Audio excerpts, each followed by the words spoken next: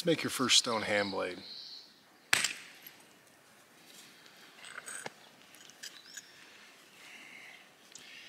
Got a real bad crack right through here. You can see it. The stone breaks and then there's a crack running all the way through. It might terminate out here, so I'll probably lose this chunker. Just like that, one little tap and off it comes.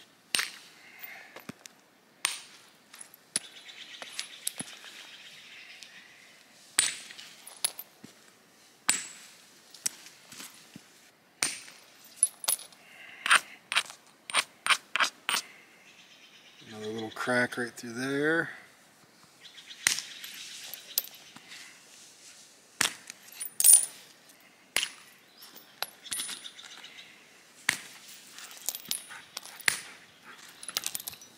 Another crack right there. I always braid down, don't want to braid up. Get things in my face.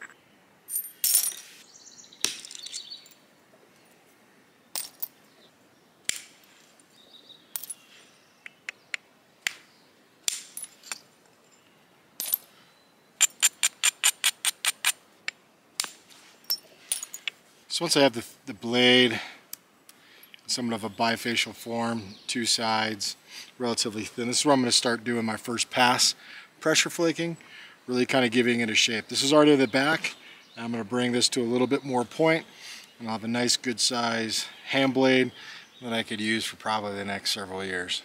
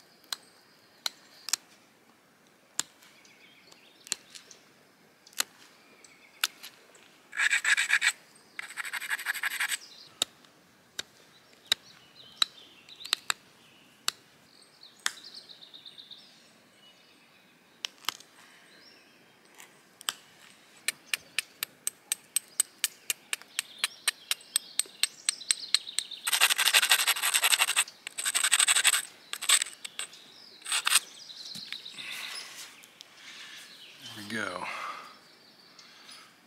Blade, decent teeth. Now this is kind of that first phase of it, because as you work it, you're going to have to resharpen it, so it's going to get a little bit shorter and it's going to get a little bit more pointy. But this is right where I'm about to start them off, just like this. Will fit nicely in a pocket, fit in a nice sheath. Let's go put it to some work.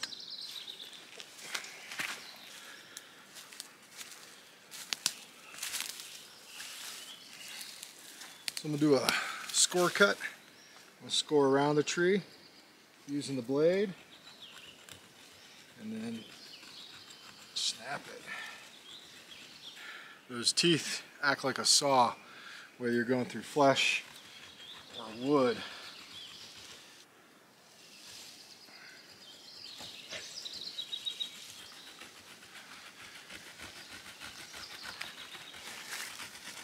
You can use the whole length of the blade. You can see the wood kind of remnants on there. I'm still kind of holding in this area. That's my spot that's comfortable. It's kind of thick.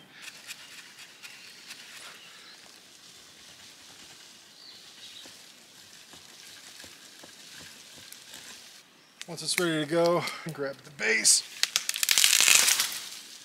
Right where you snap it, this portion right here, you have some fibers. Take your blade back out.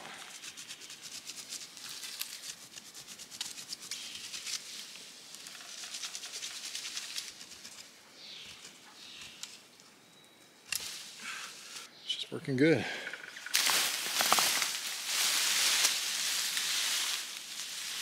I've been making stone knives for many years, and they can get pretty complex. Something similar to this with a sheath, a leather wrapped and waxed handle with just a simple little blade on there for scoring around trees, processing game, or even doing some carving. And then going one step further and actually making small axes and adze blades. I recommend for most knappers to start off with something like this, a Teardrop hand blade. Now I've been making these for years, and this is still my go-to blade for any time I'm traveling overseas, moving around in the backcountry, or even carrying it, something like this, around my neck in a small pouch. They all have kind of a universal form and shape. This is a little bit bigger blade, but I still maintain that teardrop design. Now, the thicker the blades are, obviously the longevity is going to be there. You can take one of these teardrop blades and go one step further.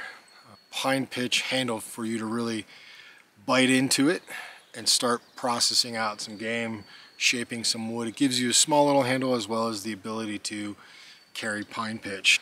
If you just keep the background, you won't have any issues holding this blade if you got to get into a carcass or even score cut around a tree. So as you're starting down your flint knapping journey, focus on making functional tools. Don't worry about the ornate, the Clovis points, the Daltons, and all this sort of stuff. Keep it simple. Keep it to what are you going to use when you're out in the bush or the backcountry. What do you want to experiment with? What do you want to kind of learn from? This is the beginning phase of the blade. This is what they eventually turn into. You can see that they have a very similar shape. This one over here is definitely a little bit shorter. I've had this one for about a year. I've worked it several different times. I've refined the tip, and this is kind of what's left of it. This is kind of that starting phase. These are what I started making years and years ago. I wanted tools. I wanted something that could allow me to function in the backcountry, earth roam from point A to point B.